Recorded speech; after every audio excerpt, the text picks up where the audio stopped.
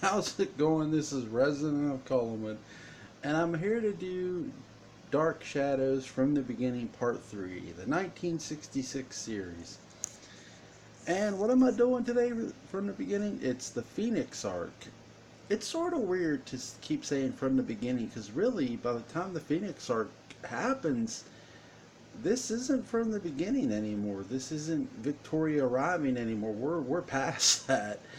Um, But this arc, the most, I would say, gets lost the most, even though it gets redone later on, prior to Count Batoffi in the Quentin Collins arc.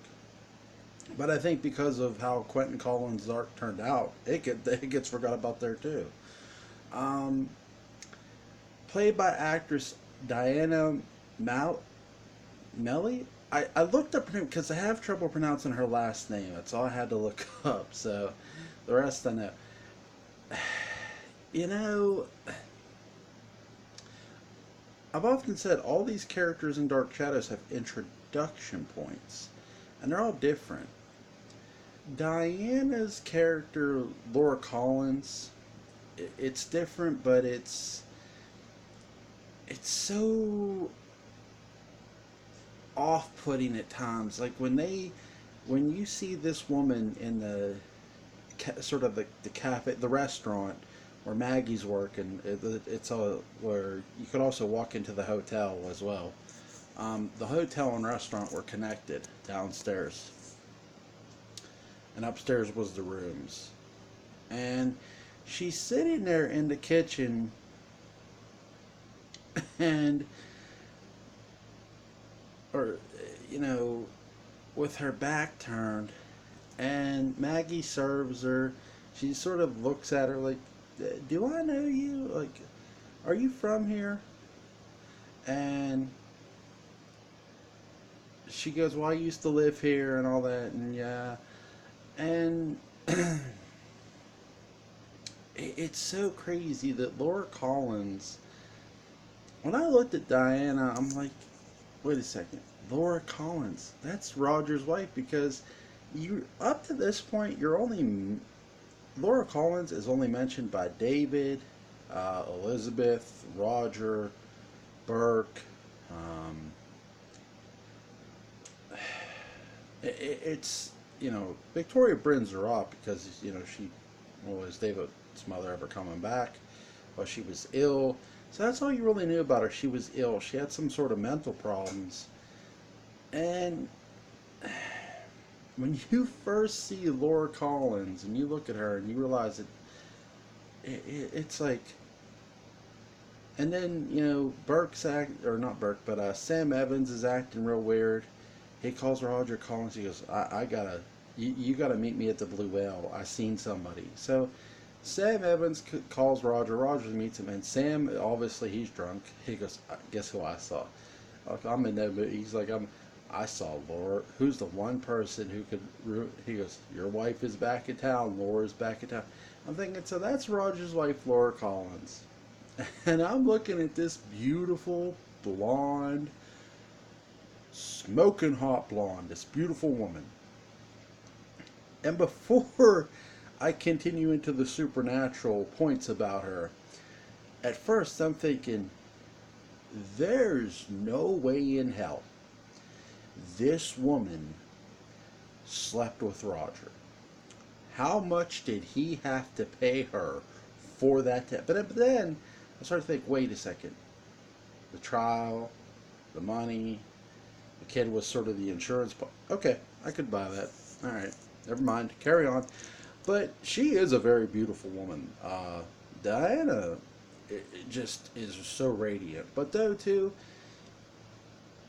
the way her character, out of all the characters you've met prior, and even you're meeting, you're you're going around Victoria, Elizabeth, Roger, Burke, Sam, um, Maggie.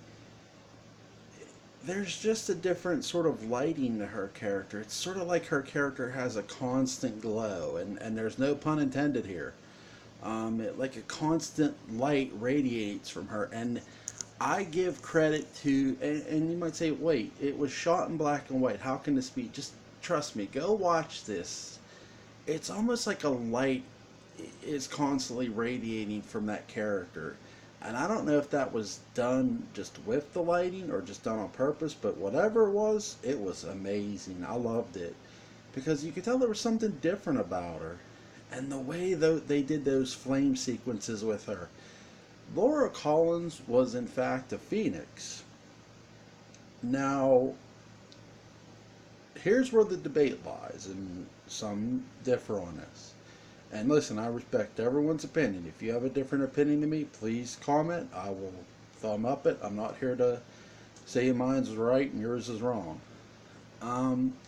Was the debate to me is, was Laura Collins always a Phoenix? This is so tough. I'm going to say no, simply because I think Laura Collins, the original Laura that was in Phoenix, did die by the Phoenix's hand. The Phoenix. She made a deal with the Phoenix, and that's how But then later we revealed that now this has always been good. They put the plot in that this has always been going on every 100 years, and I'm thinking, wow. So every 100 years, Laura Murdoch, Stockridge, Laura Murdoch, Radcliffe has been dying every 100 years. So I found that very strange.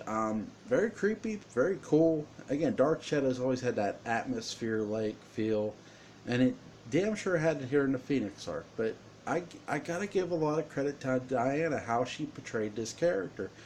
And when I say about putting characters over, a lot of people who puts her character over the most, two characters that don't get enough credit. Well, three, a lot of characters really. Number one, Joan Bennett. Joan Bennett was always willing to put characters over, not just her own. And Diana's proof of that. Diana's character definitely needed put over by somebody no better than to knock out the matriarch of the house, Elizabeth Collins Stoddard. And Joan Bennett puts her over. Joan Bennett and character ends up leaving for a while. And just a beautiful scene when they take her hands in front of her eyes and she doesn't even blink. Amazing performance by Joan Bennett. So she puts over Diana's character. Laura Collins, who's the Phoenix, she makes her unable to talk, puts her in a trance-like state.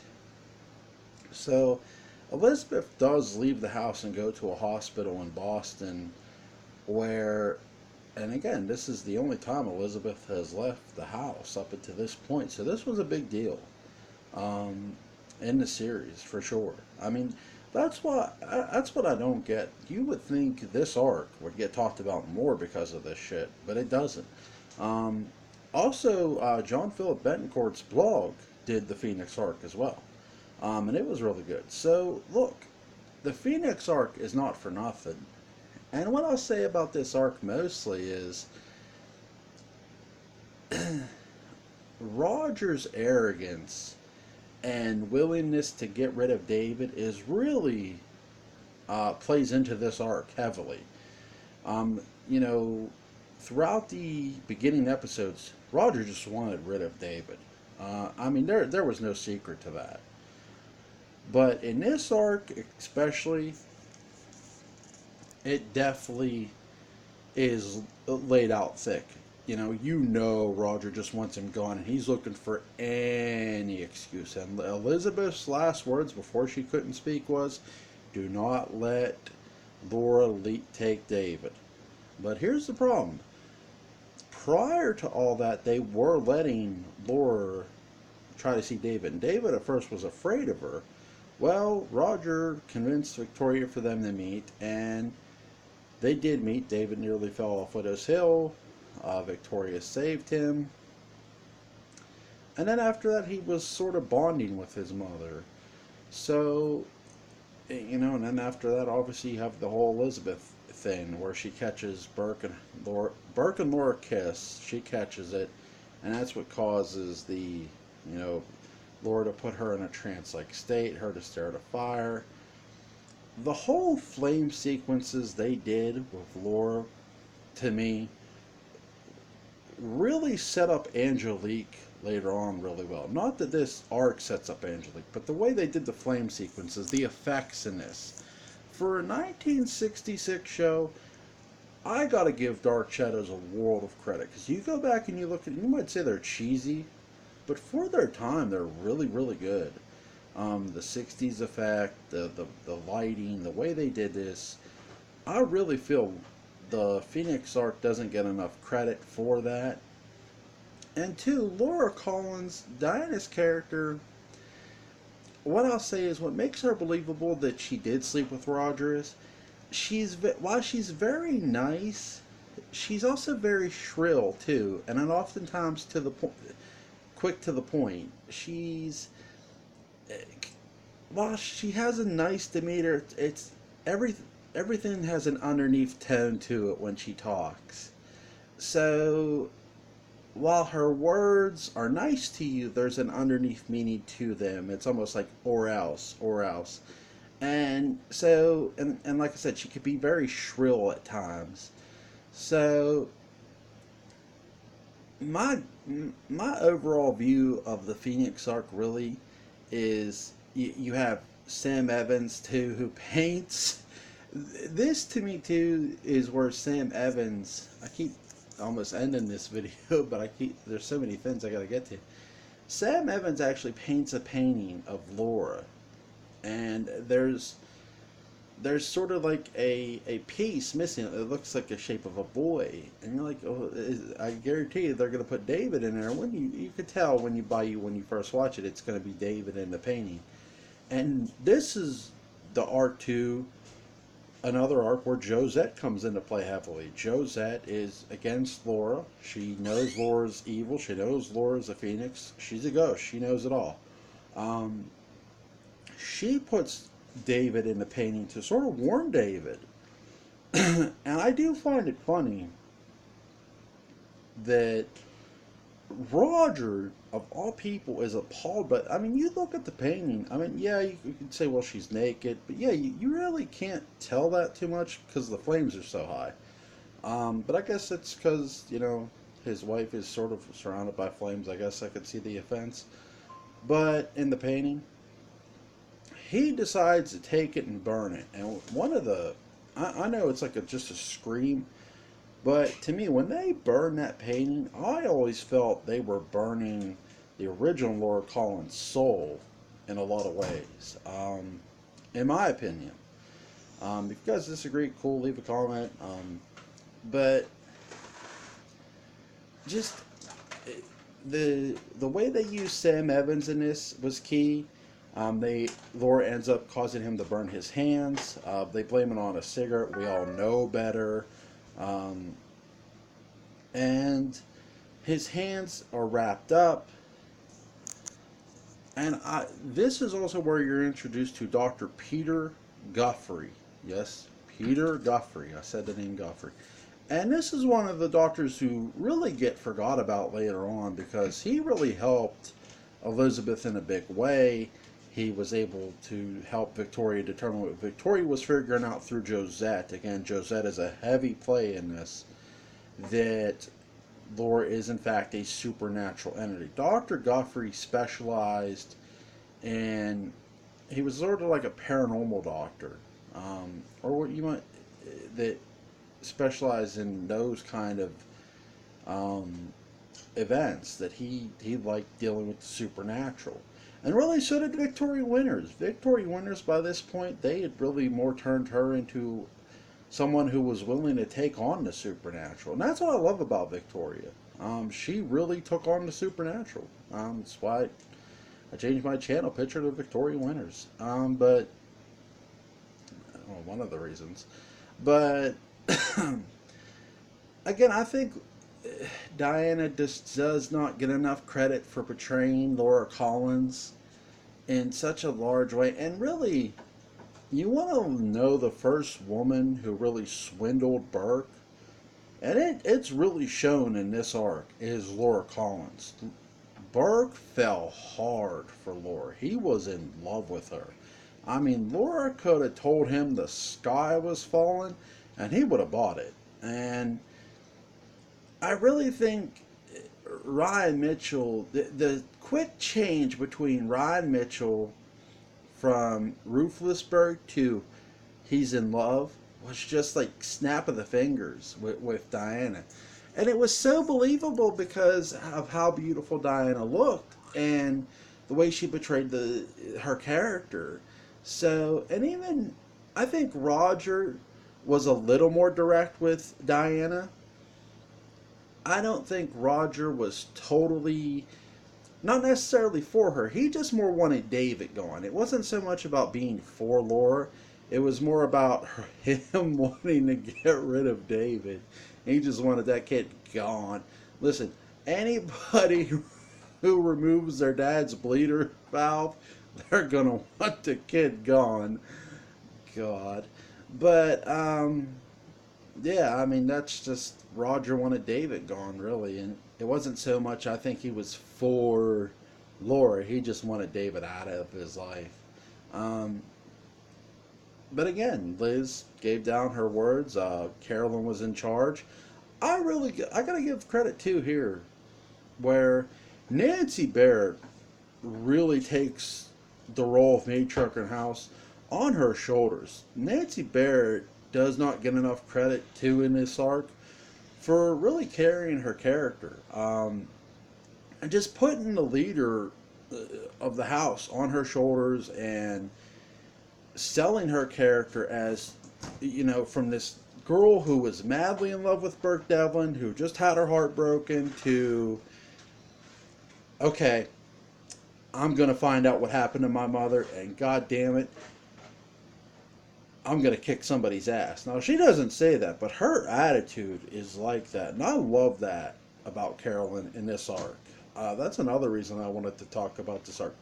Nancy Barrett, look, everybody does a good job in this arc. I mean, the acting in this arc is phenomenal. Diana, Alexander Isles, Nancy Barrett, Ryan Mitchell, Lewis Edmonds.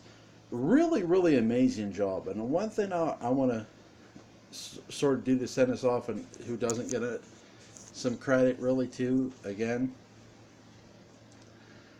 they don't so much show Catherine Lee Scott being Josette in this, but we all know Catherine Lee Scott was Josette when she came out of the portrait, so I do give credit to the ghost of Josette in this. So Nancy Barrett, or not Nancy Barrett, but Catherine Lee Scott. But another one I gotta give is David Hensley. David Hensley, I've been saying, David Hensley's character was always very easily manipulated because he was a kid. He was easily confused, and David Hensley played that beautifully. Trying to think if there's anything I didn't touch upon. I love the graveyard sequences here in the Phoenix Ark. A little more so than I did in the Barnabas Collins arc. Because mainly the graveyard sequences in this are just like amazing. They dig up a coffin. They dig it up. And I don't condone that shit, but they literally dig up a body. You gotta give it to Dark Shadows always found a way to make shit even more interesting, and that the fact that they break into a crypt it is amazing in this. So I give them a lot of credit in the Phoenix arc. Again, Diana just does not get enough credit. I'm gonna obviously tag all the actor and actresses in this. What an amazing arc. You know, the Phoenix arc will probably go down as one of the better arcs that just doesn't get talked about enough. So, hope you guys enjoyed this. Like, share, comment, subscribe, and hey, let me know your thoughts on this arc. What did you think of it? Is there somebody I forgot to mention? I'm sure I forgot to mention somebody in this. Have a good night, guys.